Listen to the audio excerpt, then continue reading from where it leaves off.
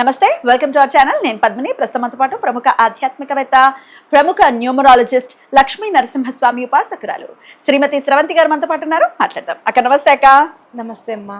అక్క, సౌందర్య లహరి, ఆహా పేరే పేరు. ఆ శ్లోకాలే శ్లోకాలు. 100 శ్లోకాలు కూడా కొంతమందికి నోటికి వచ్చేస్తాయి అని అంటే అసలు నిజంగా చాలా ఎంత సుకృతం అది కదా, భావించచ్చా సుకృతం కదా కదా. నేను అలా ఒక అమ్మాయిని చూసాను. ఆ అమ్మాయిని చూసి ప్రేరేపితమయ్యి సాధన చేయాలి అనే ప్రేరణ కలిగించి మైత్రి ఫ్రెండ్. చిన్నపిల్ల చిన్నపిల్ల అసలు సౌందర్య శ్లోకాలనే వచ్చుట అమ్మాయి కంఠస్థ వచ్చుట. ఆ శ్లోకం గురించి ఎక్స్ప్లెనేషన్ చేస్తుంది, అమ్మవారి గురించి. నేను నాకు కొన్ని చదివిన తర్వాత నీకు చెప్తాను,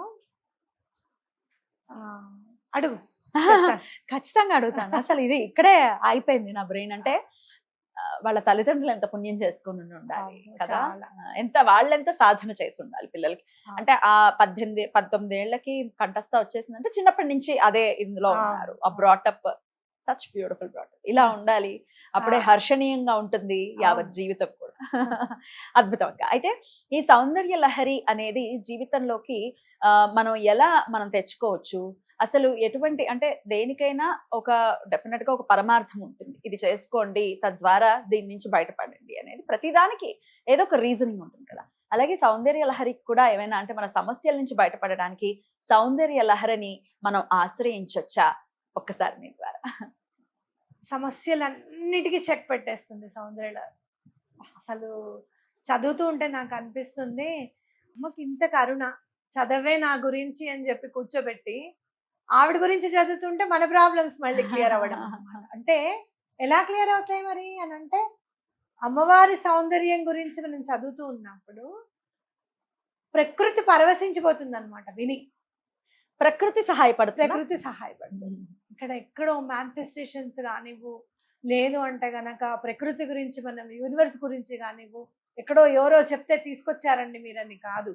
మనం చెప్పింది వాళ్ళ భాషలోకి అన్వయించుకుని వాళ్ళు చేసి మళ్ళీ మనకి వాళ్ళ భాషలో మనం చెప్తూ ఉంటే, అది మనం ఫాలో అవుతూ ఉంటే, ఫాలో అవడం ఒకటి మంచిదే.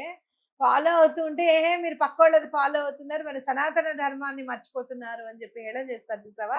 ఆశ్చర్యంగా అనిపిస్తుంది వాళ్ళని చూస్తే, జాలి అనిపిస్తుంది. జాలే పడాలి కంటే ఇంకా అక్కడే ఉండిపోయారు, అది పరిణితి చెందలేదు. అయితే ఈ మా మైత్రి ఫ్రెండ్ బర్త్డేకి వచ్చినప్పుడు సౌందర్య లహరి అనేది మనసులో చాలా మళ్ళీ లేపిందని చెప్పుకోవచ్చు.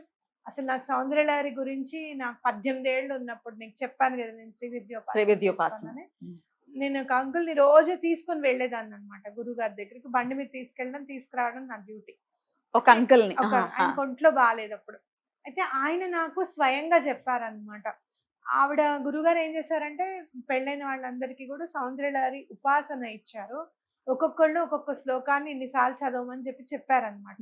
జపం లాగా ఉంటుంది.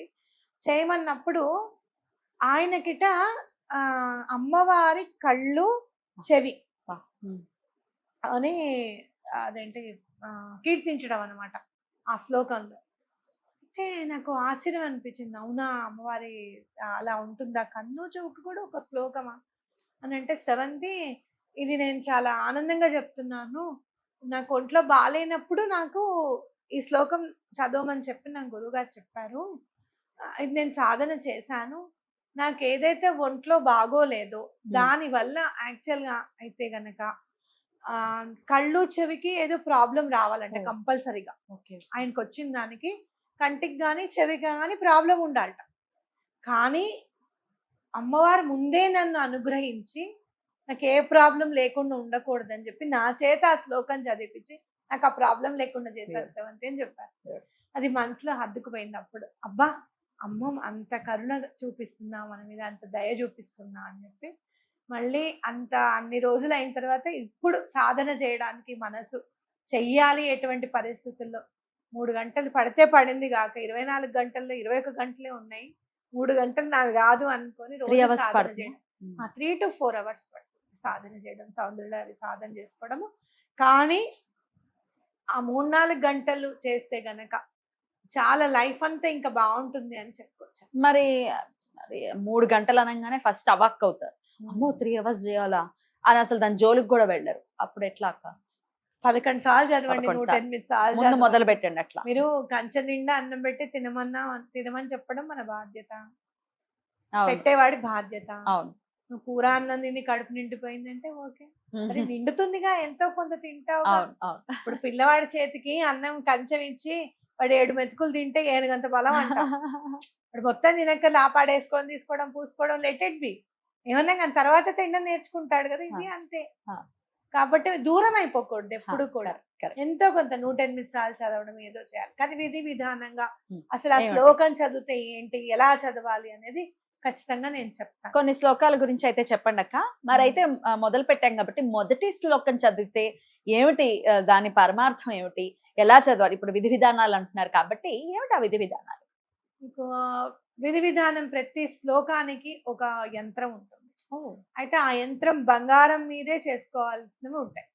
కొన్ని నీటి మీద రాయమని ఉంటుంది, కొన్ని ఏమో ఎండి మీద రాయమని ఉంటుంది, కొన్ని రాగి మీద రాయమని ఉంటుంది, కానీ చాలా మాత్రం బంగారం మీదనే రాయాలన్నమాట.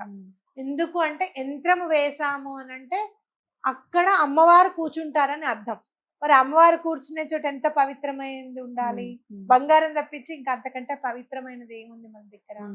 కాబట్టి అయితే నేను నేర్చుకున్నది ఏంటి అని అంటే, నేను గ్రామ్ బంగారంలో యంత్రం రాయగల శక్తిని సముపార్జించుకున్నాం. అంటే చిన్నగా దాని మీద అయిపోయిన రీఫిల్తో ఎంతనో నేను చెక్కి రాయగలుగుతాం అనమాట. మిషన్ మేడ్ కాదు, చేత్తో రాస్తారు. మన విజయ్ గారు ఉన్నారు కదా, ఆయన రాసి ఇస్తారు. అయితే ఆ బంగారం ఏంటంటే ఖచ్చితంగా 24 క్యారెట్స్ ది ఉండాలన్నమాట. మీరు ఎవరన్నా చేయించుకోవాలి అనుకుంటే నన్ను కాంటాక్ట్ చేయండి, నేను చేయించి పంపిస్తాను. ఓకేనా? ఓకే.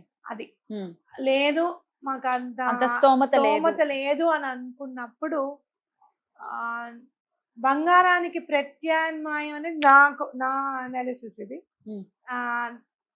పసుపుగా చెప్తా. ఉంటే మాత్రం ఖచ్చితంగా చేయించుకోండి. 9,000 10,000 అవుతుంది, ఖచ్చితంగా చేయించుకోండి. ఒకవేళ లేదు అంటే గనక ఒక చెక్క పీట పెట్టుకొని చక్కగా రోజు పసుపుతో ఆ యంత్రాన్ని వేసి, అమ్మా ఇదే బంగారం అనుకున్నాను, కూర్చో అమ్మా. పసుపు కూడా చాలా పవిత్రమైందే కదా, బంగారానికి మారుగా చెప్తారు కాబట్టి వేసుకొని ఆ శ్లోకం చదవండి ముందు. మరి ఆ యంత్రం వేయటం ఎలా? నేను చెప్తాను ఎలా వేయాలి అనేది. కాంటాక్ట్ అవ్వాల్సిందే. కాంటాక్ట్ అవుతే నేను చెప్తాను ఎలా చేయాలి అనేది. దానికి అంతగా అనుకుంటే గనక మనకి నెంబర్ కి కాల్ చేస్తే గనక ఎవరు ఏ శ్లోకం అడుగుతారో వాళ్ళ సమస్యని బట్టి, ఆ సమస్యని బట్టి నేను యంత్రం పంపించేయడం జరుగుతుంది. ఓకే ఓకేనా? ఓకే అక్క.